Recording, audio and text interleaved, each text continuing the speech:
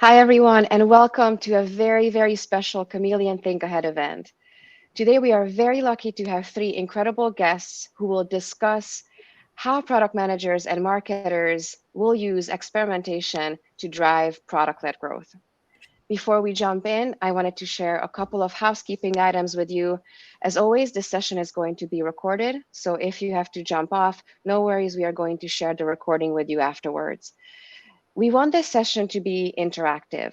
So if you have any questions, you want to share some of your insights and experiences, I highly encourage you to use the chat function in the side.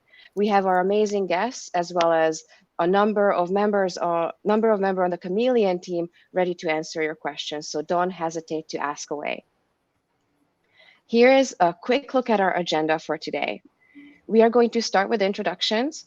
Then our guests will share their insights about experimentation and product-led growth in our fireside chat.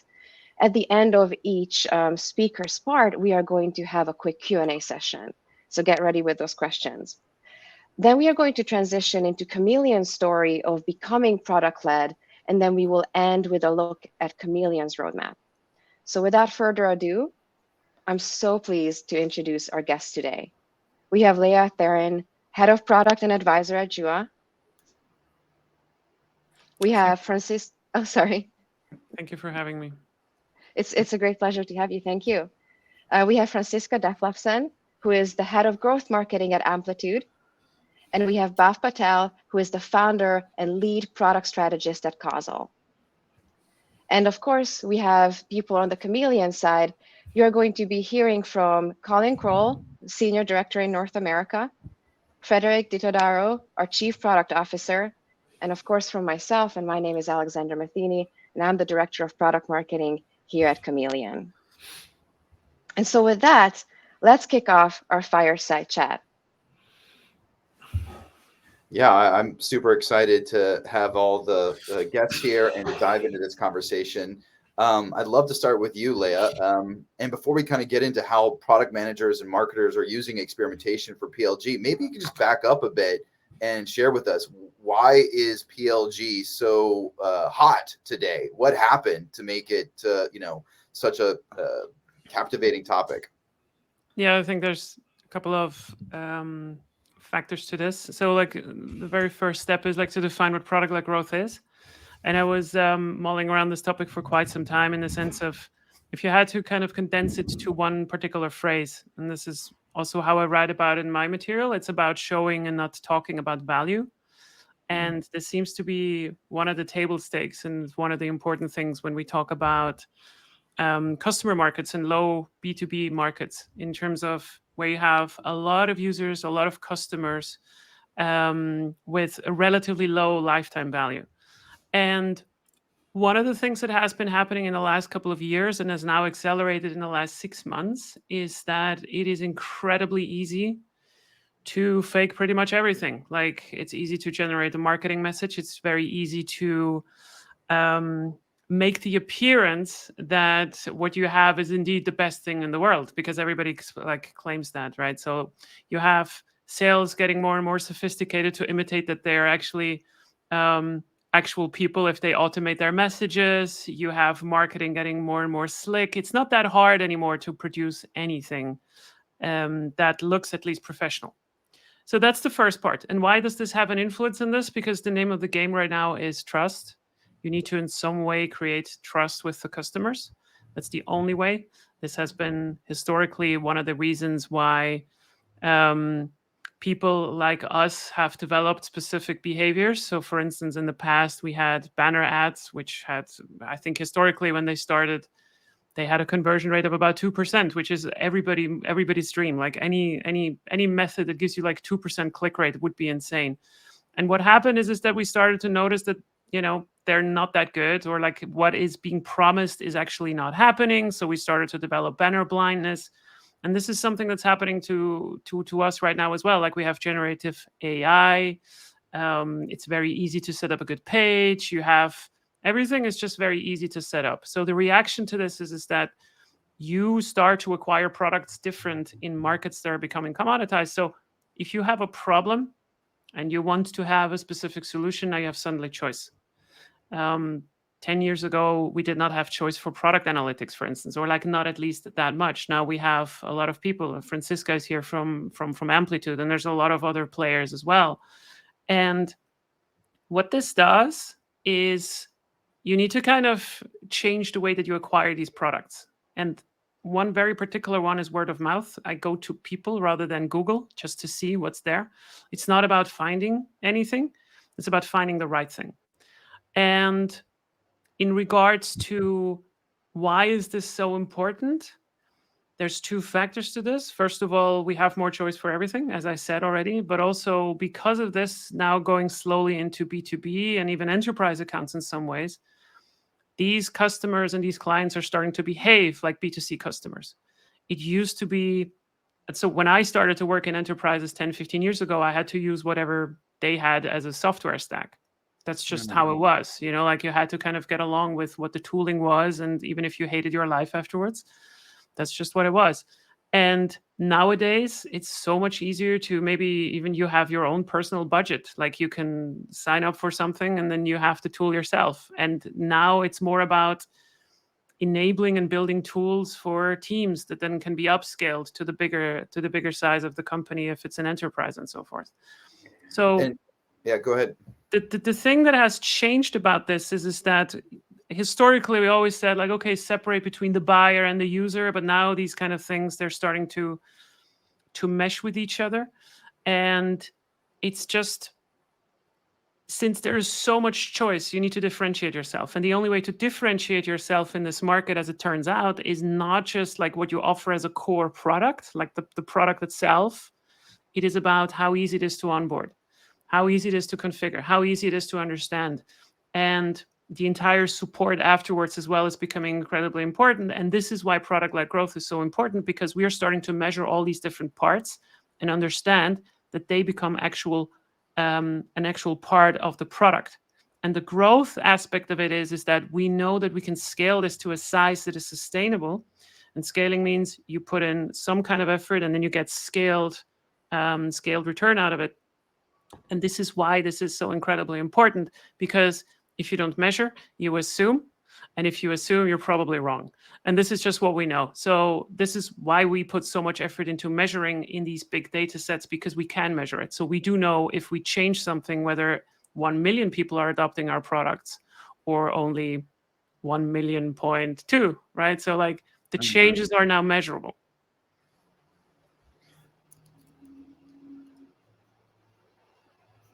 You had a question before? Yeah, I'm curious. I think a lot of people in the audience, can you hear me okay? Yes. I think a lot of people in the audience want to know how this is structured or mechanized. I mean, I think no one I don't want to say nobody, but I don't think there's a dispute about the importance of PLG today, or it's less of a discussion or debate and more of like, okay, well, how do I get started? And I think the first thing, executives or teams look at is like, okay, well, what does growth look like? How do product managers and marketers and, for example, other parts of the team or the company come together to create growth? You want to speak to that by chance? Yeah, so really quick, if you advise companies like this, like the way that I do, and the operating model that we employ is usually two things. So first of all, you need to have kind of a growth mindset, in that people start to understand what the product is. So it's not just like anymore the car, it's also like how you buy the car, how you get support for the car. But then we also have growth teams in that sense, right? So like growth teams are usually attached to some other function in the company. And it turns out, at least in the majority of companies that I advise and that we are looking at, is that this is exactly attached, as you see on the screen now, to the product function. And the reason for this is that growth teams by itself need to have some kind of influence over the acquisition part of the journey, but also on the monetization part and the core product at the same time. Now, if you imagine if somebody comes in and actually says, hey, I'm going to mess with everything that you've ever worked on, then this obviously is creating a lot of friction. But this is why growth teams are kind of a way to get control over this, that we are paying attention to the entire funnel. And that's usually how I structure it, for sure. Okay, interesting. So it's it's born inside of product, but to be clear, is it reporting to product? So that's a good question. So the structure of growth teams is usually very much the same. Like you have a product manager in some ways, usually like a growth product manager. Then you have maybe a designer, engineers, and so forth. And the reason for this is if you attach this to marketing, you might have in some companies problems that engineers don't want to work in a marketing team. So that's the kind of differentiation that you have. And also you need to understand if you have growth teams, they need to be also managed and led. And line management is also quite important. So like if I have to grow a growth product manager, then I can do this better from product than I can do from marketing. That's the reason. There are some companies that have growth as an own silo on the side of product. That's also possible. And I think we will see that more in the future. But at the moment, this is probably the form that I see the most. Okay, interesting. I want to open it up a bit here to the panel and to just kind of get your sense, your take on this. Is this description of the team, does that match what you're seeing in your markets and in your work? Yeah, I think from my point of view, it's right. I mean, you have two choices. Product growth sits in product or it sits in marketing. And when we think about growth in the more modern sense of growth, what that really means isn't just the acquisition, it's acquisition, activation, engagement, retention, and you can't do that. You can't do those subsequent steps in the marketing element. So growth for me has to be somewhere else, which has a more end-to-end influence on the customer experience. Because growth isn't just about growing your base; it's also about retaining your base. And I think it's not just the marketing side that has control. But I mean, I agree with Leah on this one. Okay, interesting. Yeah. I'll be sharing sort of our setup at Amplitude, but another option I see more often as well that Leah mentioned is the separate growth function, where you have a VP of growth that reports directly into a CEO or C-level. They're responsible for self-serve revenue, and within their growth function, they have marketers, they have product people, but the limitation there is exactly what Leah is saying as well around line managers and reporting into functions. So there are pros and cons of that approach, but I've seen that as well. All right. Well, let's get. I want to hear how you have it set up at Amplitude, because it's always nice to see growth in practice. I'm especially interested to hear how, again, product managers and marketers are collaborating and what that looks like. So, yeah, not just the structure of the team, but really how do they collaborate? And, I think, again, the audience is very interested in like these best, I dare call them best practices, but just methods to get collaboration. I'd love to hear your thoughts on that.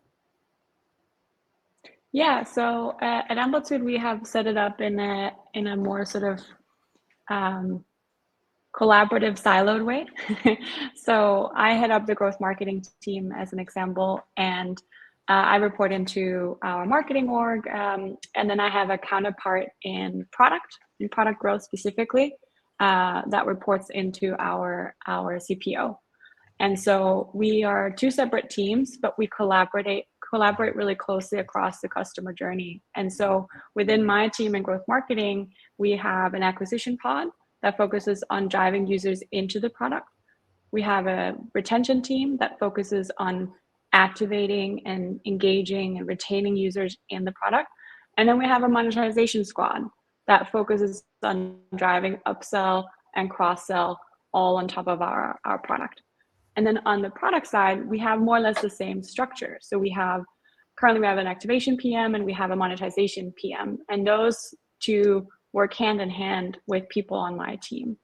And so while there's always pros and cons to separating this out in this way, we're able to collaborate across the customer journey and drive results across product and marketing without sitting in the same team. So benefiting exactly from what Leah said around, a PM reporting into PM line reports, designers reporting into designers, engineers reporting into engineering managers, not marketers, because that is never a good good situation.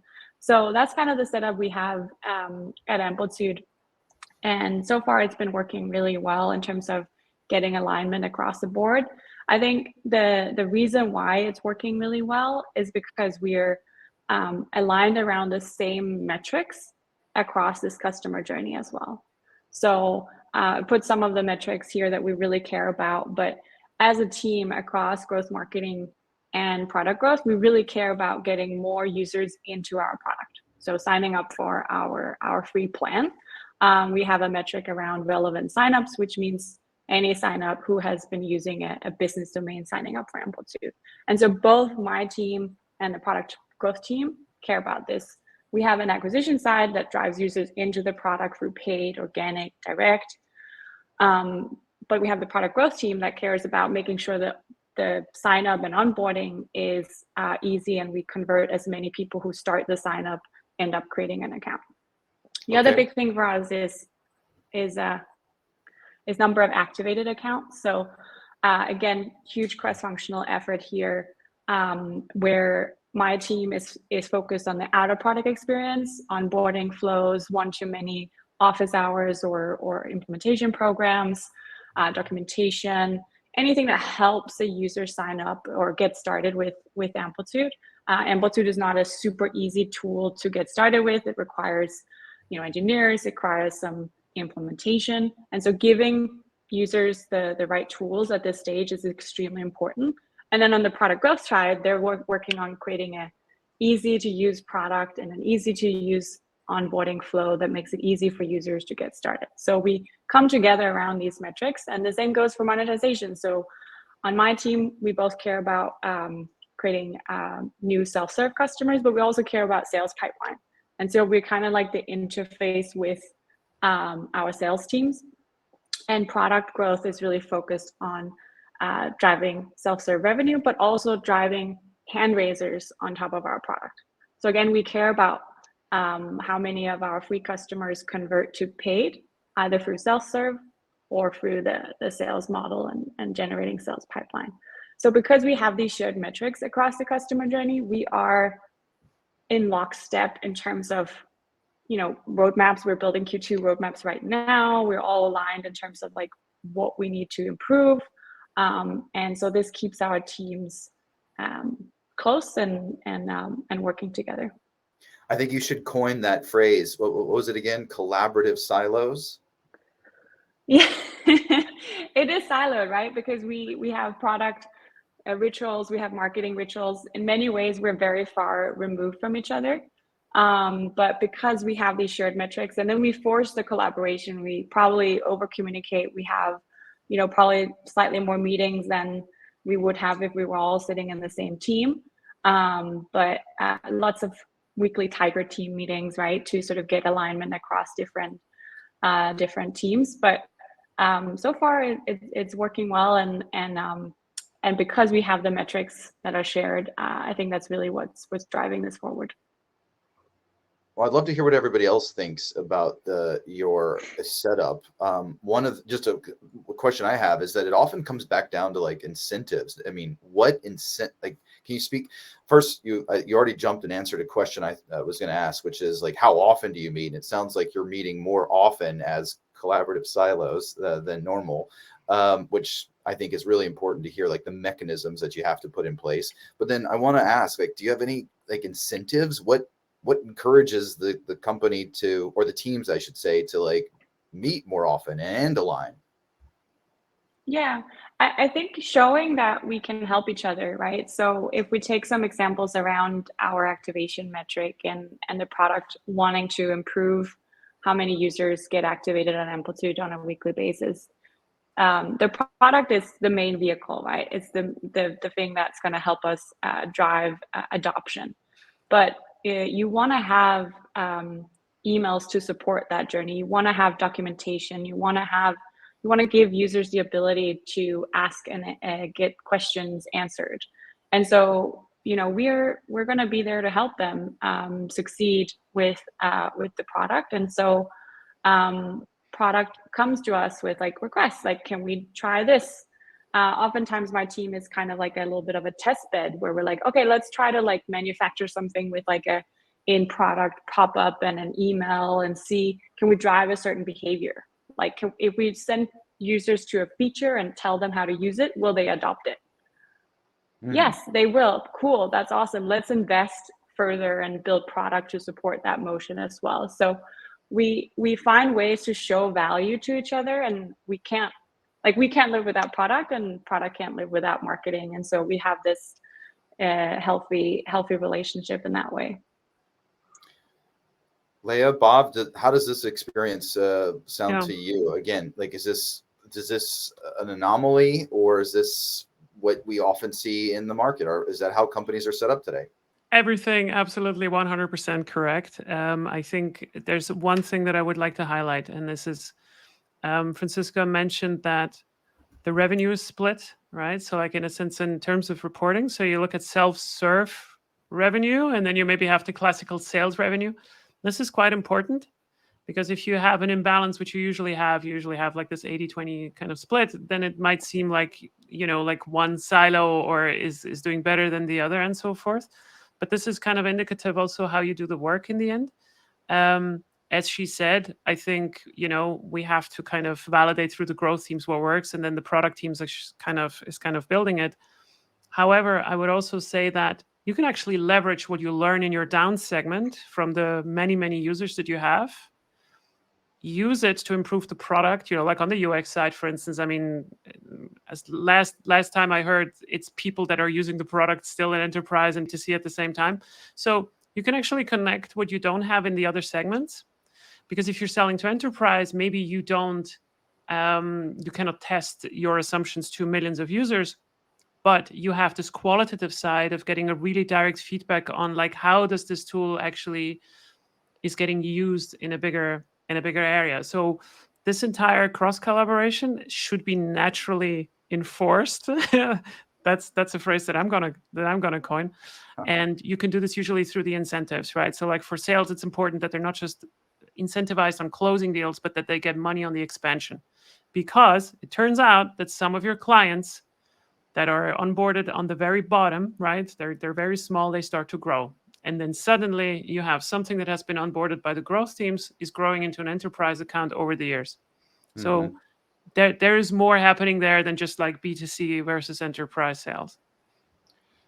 Well, you couldn't have set up Bob better by talking about measurement and validation. Bob, I hope you are just dying to chime in here.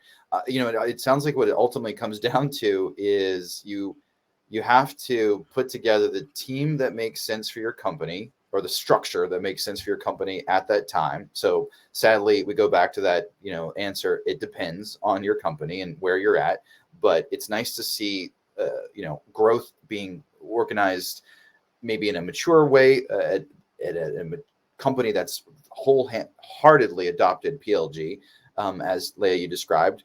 But it's also nice to see that there can be this naturally enforced collaborative silos that you described, Franciska. I guess what I'm sort of curious about is, you put all this effort into creating these structures and these growth mechanisms.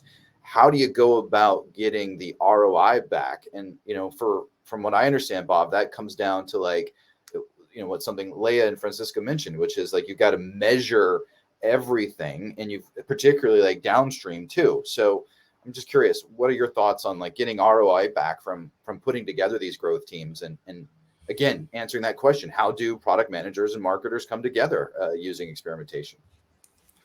Yeah, I think just a couple of things to touch on from both the previous speakers, from Leah and Franciska. I think one of the challenges with product-led growth is that it's very complex, and I think the setup at Amplitude works well because it's such a multifaceted product, and you need all aspects of it.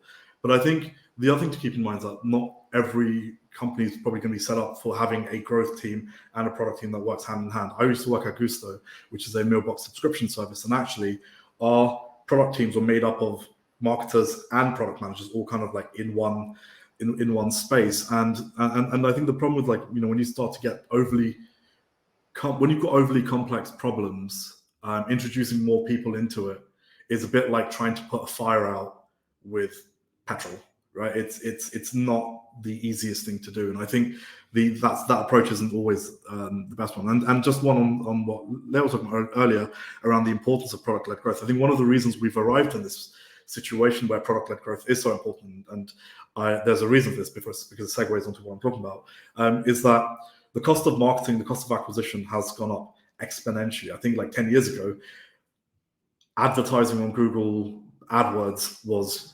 pennies, like 10 pence, like cents, whatever. And the return was astronomical. But we've now reached the point where those marketing spends just aren't doing a good enough job acquiring customers, that we now have to rely on product. And actually, we're in the situation where accountability and measurability is so important, is because I think for years, product teams haven't had to really quantify what they're doing. All of the onus and responsibility on showing that return has been on marketing, because it's so much easier to quantify. So you spent £1 million. How much did you make back? Did you make 10x back? Did you make 20x back? And that's an easy number to calculate. But actually, as we move towards becoming a bit more efficient in terms of not just acquisition, but also retention of those customers, measurability from a product perspective becomes critical. So for my section, the one way to measure and quantify all of your product efforts is through science. And like product science is no different to classical science. You make observations, you do some research. That research can be quantitative, qualitative, competitive, or anecdotal. But you do some type of research that fuels some kind of hypothesis that you want to test. You take that research, you develop a hypothesis, you make observations, and you test it using experimentation. And then you take those results of those experiments and you make product decisions with them. And you kind of anecdotally, quantitatively can be show that actually by releasing feature X as part of your growth section, your acquisition, your retention, whatever, you are able to show a Y amount of uplift.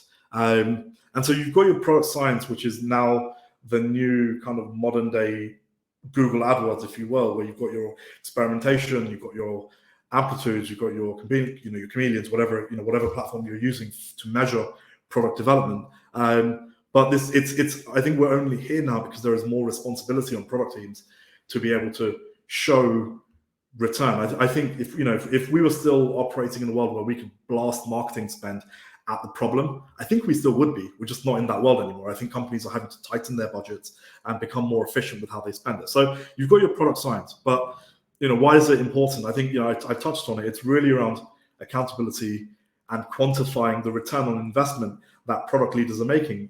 If we go back to where the if we think about where internal spend has gone, it's shifted from marketing teams over to product engineering design teams.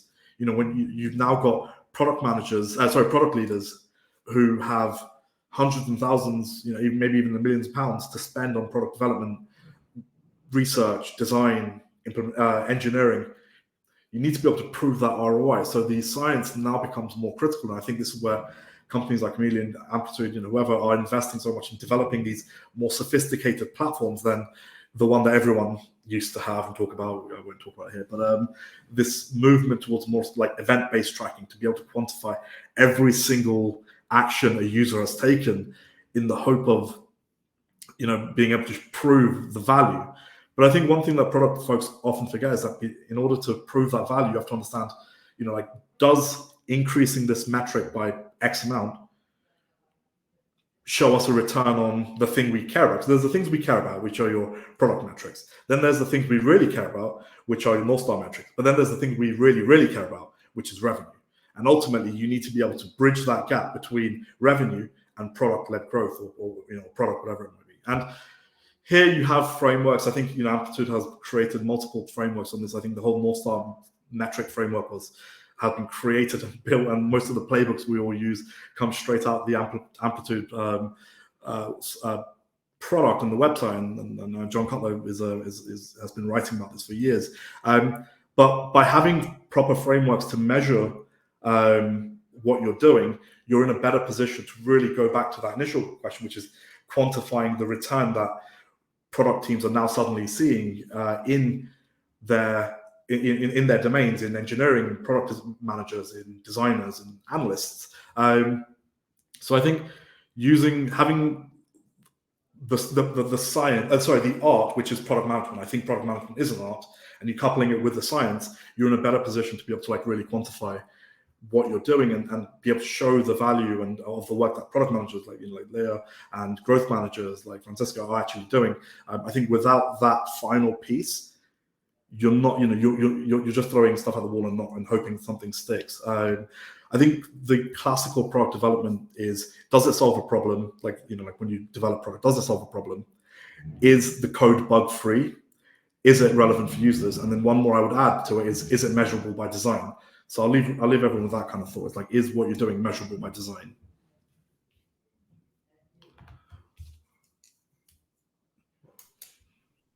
You're on mute, Colin, you're muted.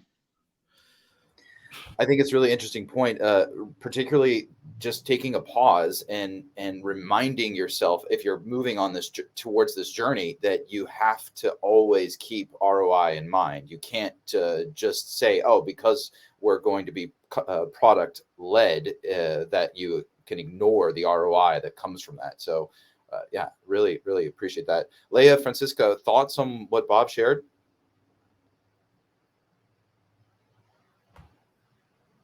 Not all at once, you two. Slow down. Stunned silence.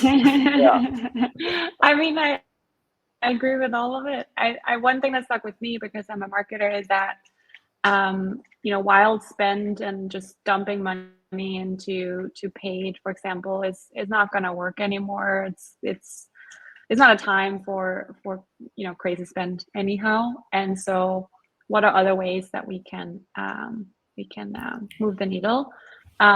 You still have to get users to your website and to your product some way. But once they are in your product and they experience your product, marketing and sales have to do much less work, right? The product is doing a lot of the heavy lifting in terms of showing value. And so that's the important element. How do you get to that valuable moment? How do you show users how great your tool is? And then marketers and salespeople will have less work to do, right? And less, you need less people to like go figure out the messaging and how to present this and sales collateral and all that. So that was something that stuck with me, that I really resonate with. And just using the product, it's your best tool as a marketer. I think it's it kind of touches on what Leah said as well earlier around word of mouth. Marketing has evolved, and I actually think the future of marketing is around community-led growth in products. So my first point of contact when I'm exploring software isn't going to be someone in my family. It's going to be one of the 3 or 4 communities I'm part of. And I think that future growth, I think companies who are developing in this, in SaaS spaces or B2B spaces, need to be where their customers are, or at least where the communities are, even if they're not the dominant player. And I think that's the only real, that's one of the new avenues from a marketing perspective to invest in. Sorry, Leah, I didn't mean to cut you off. No. This is good, because now I'm disagreeing. So I kind of disagree and I kind of agree. So there's a problem, right? We're getting better at imitating humans. This is what I meant. This was not a joke before. It's going to get much, much more difficult to evaluate whether I'm actually speaking to Bob or whether I'm actually speaking to Franciska, because we're getting better at imitating all of this. And a faceless community does not solve the core problem of this. At some point, so I'm pretty sure that at some point you actually need to get in a physical room with someone to be sure that you're talking to them. Let's just be clear about this.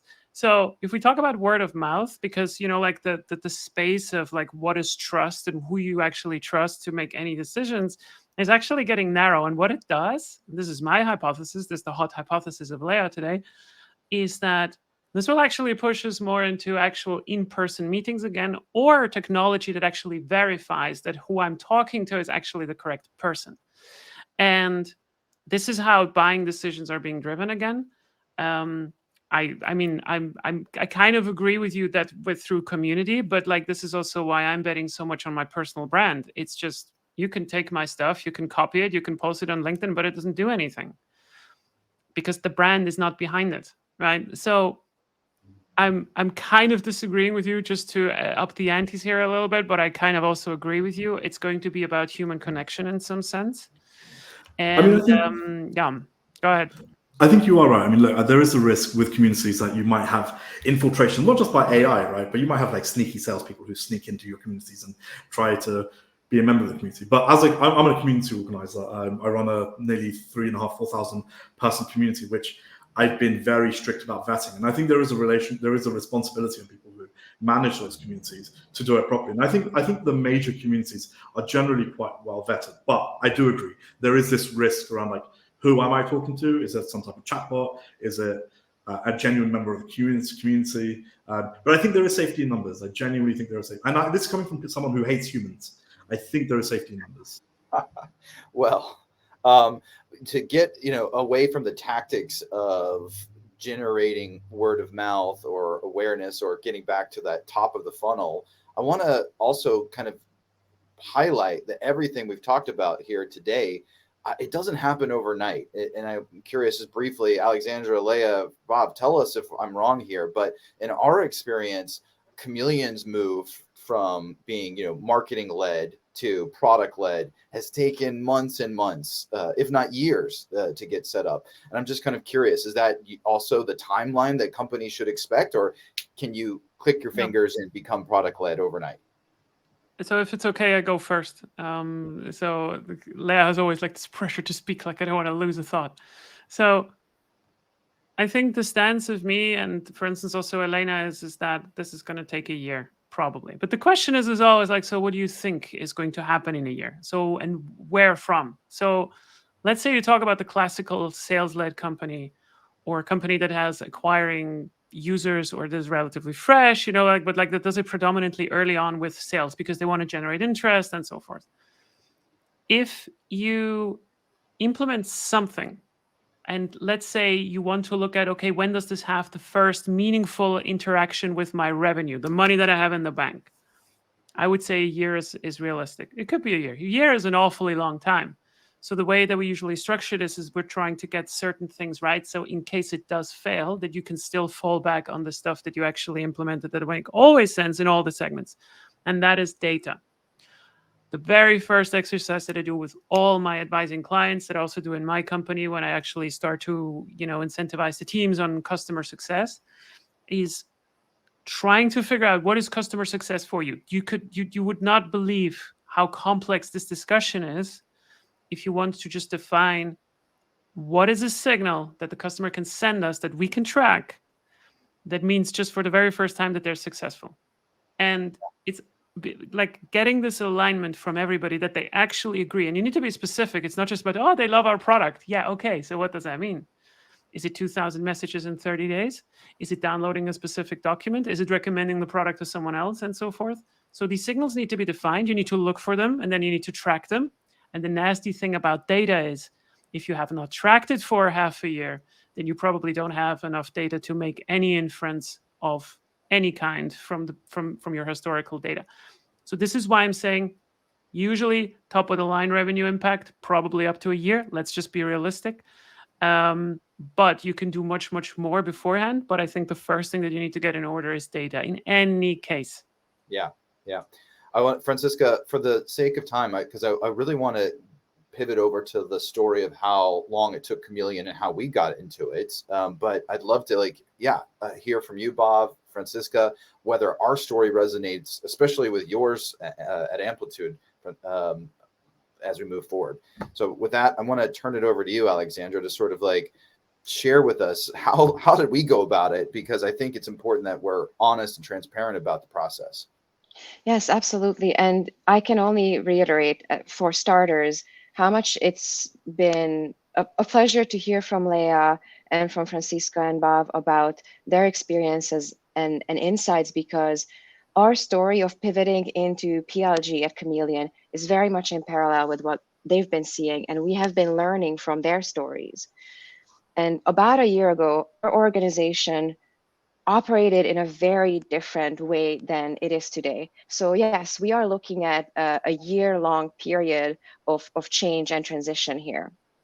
We were a mix of sales and marketing-led where marketing brought leads to sales, sales pitched to leads and demoed the product, and then product release features.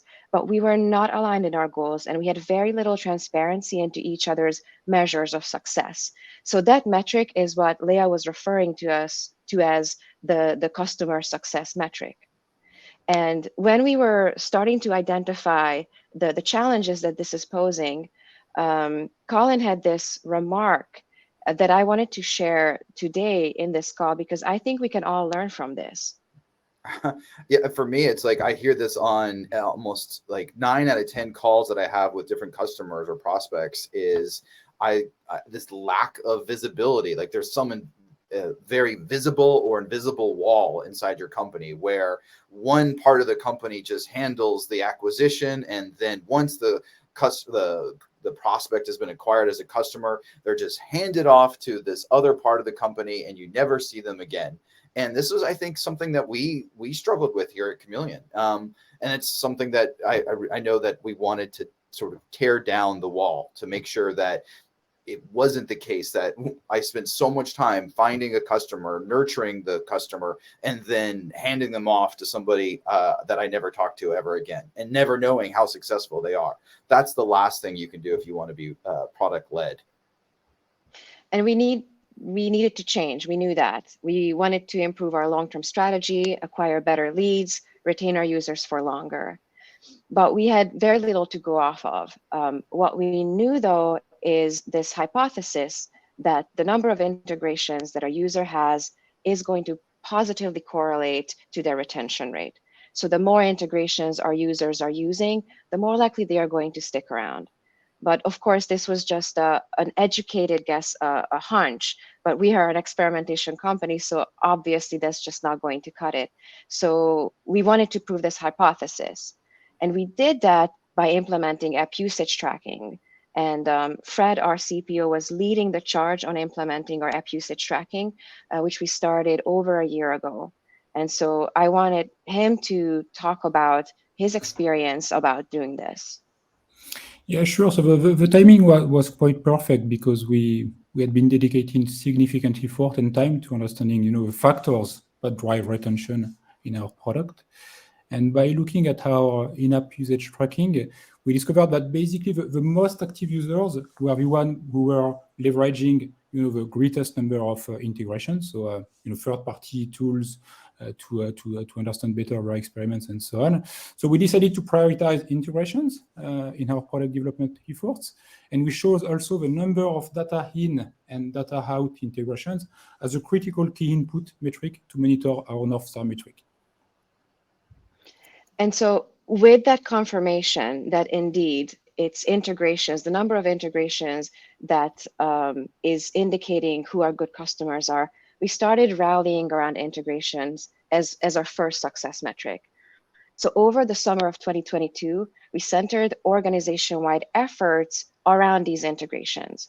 So what this looked like is sales started targeting prospects who had rich tech stacks versus existing suite of solutions, because we knew that our USPs was the ability to plug into existing tech stacks really nicely. Our new team member for business development, whom we hired over the summer, she started focusing on building out partnerships more. And we also told this team that they are going to be incentivized, not based on the size of the pipeline, but based on the length of retention of these customers. In the meantime, marketing worked with product marketing to promote our story about us making integration super easy with our plug and play integrations and with Kameleoon Hybrid. Product ran painted door tests to see which integrations our users were most interested in. We also ran in-app surveys to gather the same information, but in a different way.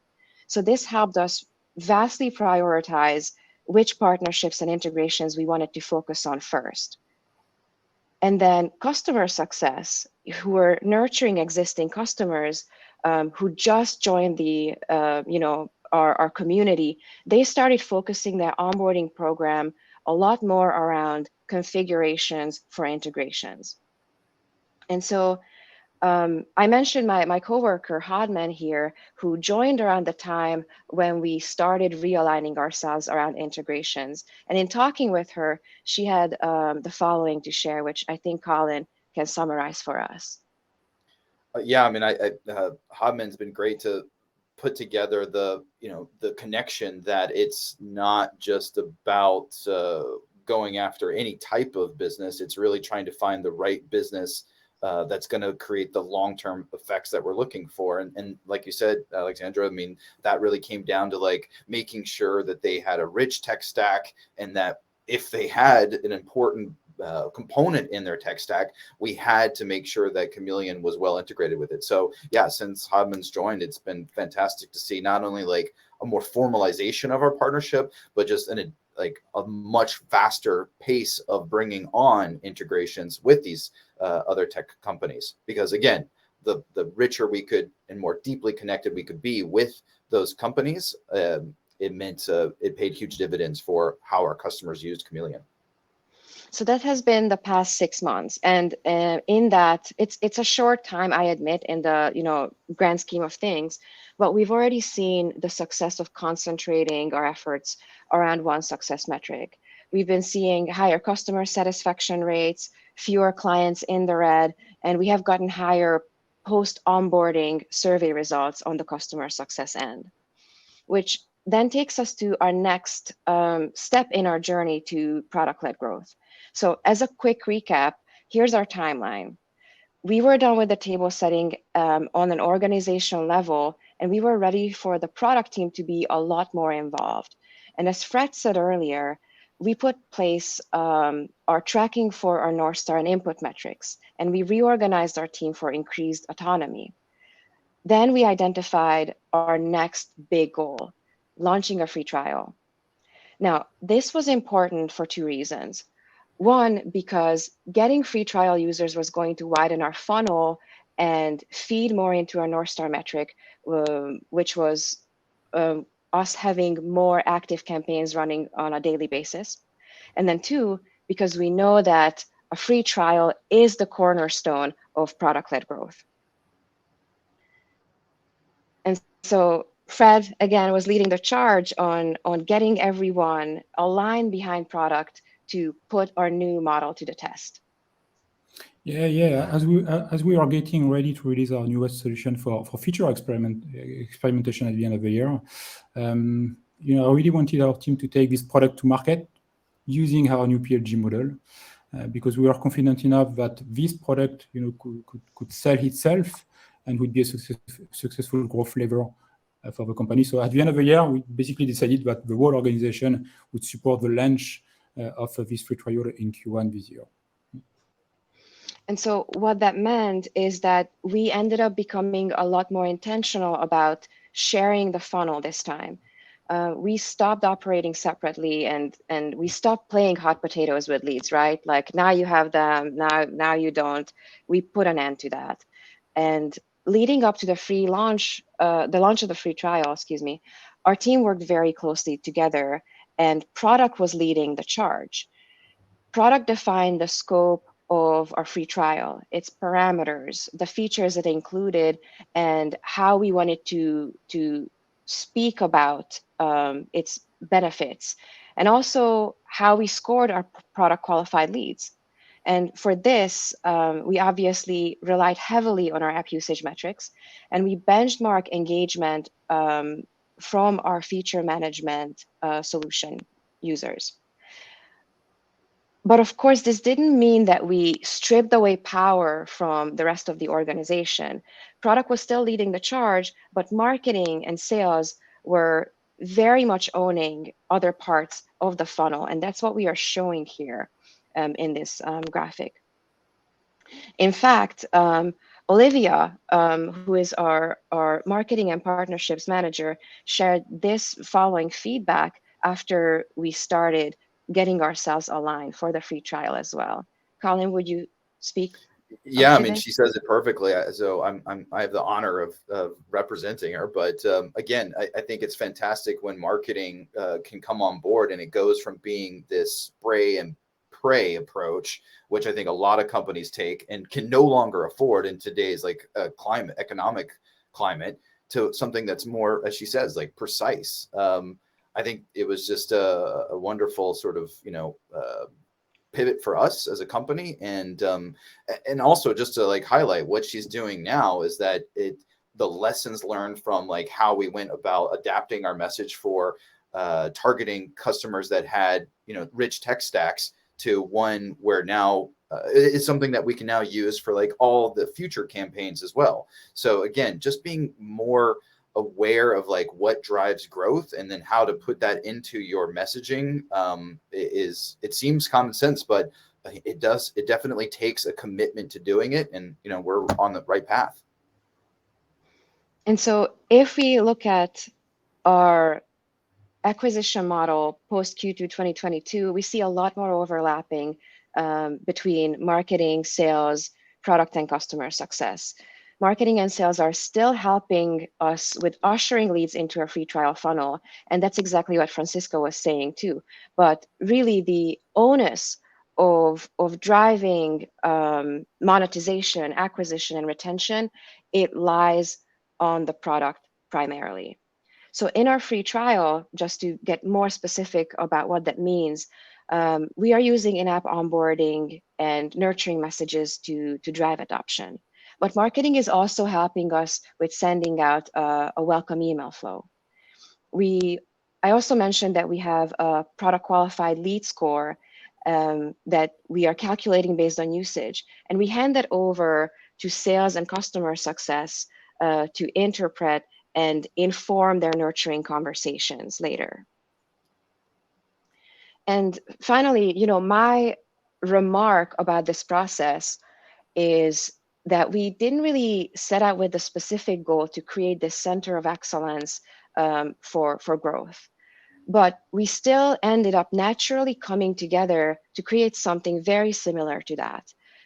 Experts from sales, marketing, product, and customer success came together as a task force, really, to launch our first PLG project. And so far, our results have been very encouraging. Of course, we have much to grow, but we won't be regressing back to a model where product is no longer in the driver's seat. And speaking for product marketing's role in the process, I feel like that product marketing in this case very much take on the role that Franciska described as the product growth in the model that she was sharing earlier. Now, the reason product will never really go take the backseat again is partially because of the role of the product and experimentation, the role that they play in our new acquisition model. Our own feature management solution was key in facilitating the setup of our free trial. The packaging, the backend operations, they were made really easy because of our solutions. So nearly every key component and the various parameters in our free trial are behind our feature flags. So you see, we have operational flags, trial parameters, and the menu testing. So our operational flags are controlling which Kameleoon features are available to free trial users. This one was very easy to set up and realize that we needed to have this. Are we going to offer web experimentation? No, we won't. This free trial is about feature experimentation and management only. Then we determined the parameters of our trial. So this is the second box here. We determined the user limits, the duration of the trial, and the more granular feature exposition through feature variations, like do we want to offer integrations or not? And we started testing which combination of these parameters are going to be most appealing to our target audiences. Is it 10 users for 30 days without integrations, or 15 users for 60 days with integrations? So we are looking at these and trying to see what variation is going to work best. And then in our UI, the navigation menu on the sidebar is controlled by feature flags as well. Here we are running other painted door tests because we want to gauge whether free trial users would be interested in 2 of our additional features, our widgets and our audiences explorer features. Currently, they are logged, which means that they are visible in the menu, but they are not accessible for usage. So what we are trying to see here is, would it make sense to make these features available to feature experimenters? Would they care to explore them? So all in all, the past year, I would say, has been a very exciting and educational experience for us, especially for those of us in product, because we really got to dog food our own product. We've been using feature flags to gate features and release gradually for years now, but this effort was much greater, and we really put the success of the entire free trial experience, the project, upon our own product. It was make it or break it. And we have been early adopters of our own feature experimentation solution that Fred mentioned, came out at the end of 2022, and we'll continue to be early adopters. So as Fred walks through our roadmap for the coming months, we are also going to be looking forward to using these upcoming features, and especially the ones that are going to be looking at features for rolling out features or rolling them back.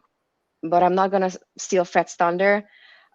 Fred, I'm going to hand it over to you. Would you mind talking about our roadmap next? Yeah, sure. So, yeah, I mean, our feature management and experimentation solution already allows, product teams to build better products in a way that was not possible before. And so we've been investing so much in bringing unique features to the market, and we'll continue to do so in the next coming months. So today we are excited to announce some new features that we've been working on over the past quarter. These features are basically designed to make developers and product teams' life easier and help them achieve their goals more effectively. So let's dive into what's new. So our first feature is about activity log. So activity log will allow you to track every change basically made in your software development process, ensuring complete transparency and accountability across your teams. So by using basically active log, you can easily monitor and audit your development process, which means that you always know who made what changes in the product, when they were made, and why. So you can also easily roll back changes if necessary and quickly identify and address any issues that arise. This increased traceability and will help you reduce risk when you make some new updates in your product. Our second new feature is automated rollback rules. So it is designed to help our customers automatically turn off poorly performing features based on predefined KPI threshold. So you can choose the KPIs that will act as triggers for the rollback, as well as the values at which the feature should turn off. This feature will save product teams time and effort by automatically rolling back features into production that are causing issues or bugs, rather than having to look at manually and identify and turn off the different features which are causing some bugs into productions. The third feature will allow you to have additional targeting conditions, which will allow you to push targeted delivery conditions for your feature flags or server-side experiments with more precision. With this new update, you will have access to 40 new data points, giving you even greater control over who sees what features and when in your product. So whether you want to target specific user segments, device types, or even a specific behavior or geographic location, you can now do so with more precision than even before.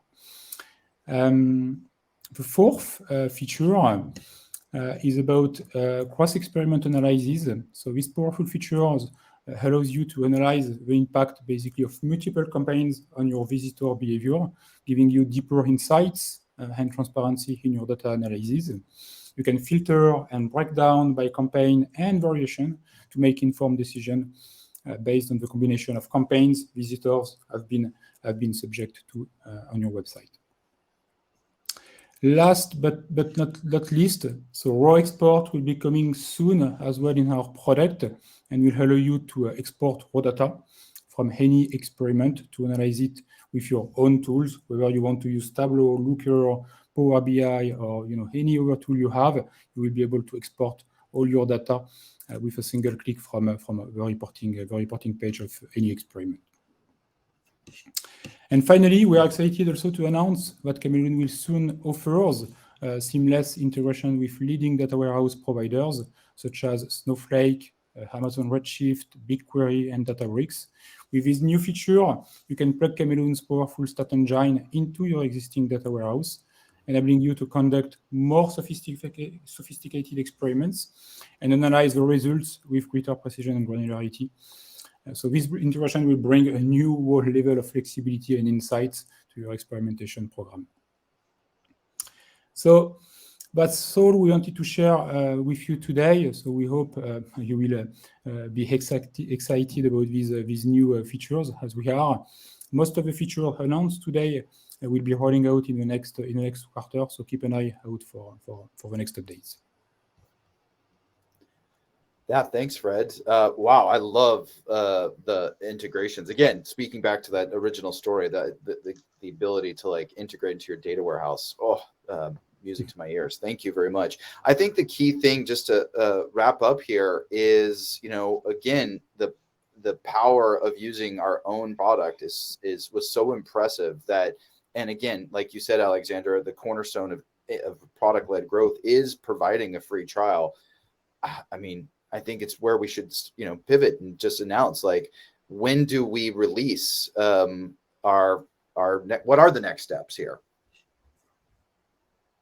The next steps would be, us announcing, and I think our attendees already know this, that we want to extend a 60-day free trial to everyone who is here today and to everyone who is going to reach out to us at hello@kameleoon.com to gain access to this free trial. As Fred was saying earlier, we are confident that this product can stand on its own, and we really want to test it. We want to see everyone getting into it, see how they are liking it, share feedback, and see where we can go from there. So in this free trial, we are offering an unlimited number of feature flags, as well as rollouts and feature experiments. We are going to offer a kill switch, or scheduling, progressive and targeted delivery, as well as multi-environment control. We are really excited to be offering custom data for audiences targeting, which is going to be further expanded, as Fred was just saying earlier. And thanks to our Kameleoon hybrid capability, we are going to have advanced reporting capabilities as well. Because we have been an experimentation solution for longer than we have been a feature management solution, we have a decade's worth of experience in providing experimentation guardrails. So we are definitely bringing those features and capabilities to the table, experimentation guardrails. And as we have talked about this today, product is not the only one leading the charge on this. Our customer success team is supporting us in the free trial. If anyone wants to reach out for help, both product and customer success folks are going to be on a Slack channel providing help. And of course, you can see all the languages that we would support. But most importantly, to get your access to the free trial, send us an email to hello@kameleoon.com, and we are happy to extend the free trial to anyone else, attendees, and later on, your friends and family who are interested in feature experimentation and management. Send us an email at hello@kameleoon.com. Awesome. Thank you so much, Alexandra. And I want to join you in thanking you, Leah, Franciska, Bob, for your thought leadership today. Really appreciate it. I think it's so critical to turn the page on what growth is. It's no longer something that lies inside of one silo. It has to be either collaborative, or it has to be on its own. So I think for anybody listening, if you are keen to learn more about product-led growth, I really do encourage you to like follow Bob, Leah, and Franciska. I think you'll gain a huge new perspective on where to take your company. And for anybody interested in leveraging feature management, feature flagging, feature experimentation, do have a look at our free trial, because again, it truly transformed how we went about growth at our own company. We'd like to share that with you guys. Thank you all. Thank you, everyone. Thank you for having us. Thanks all. It's been fun. Thank you. Bye-bye. Bye.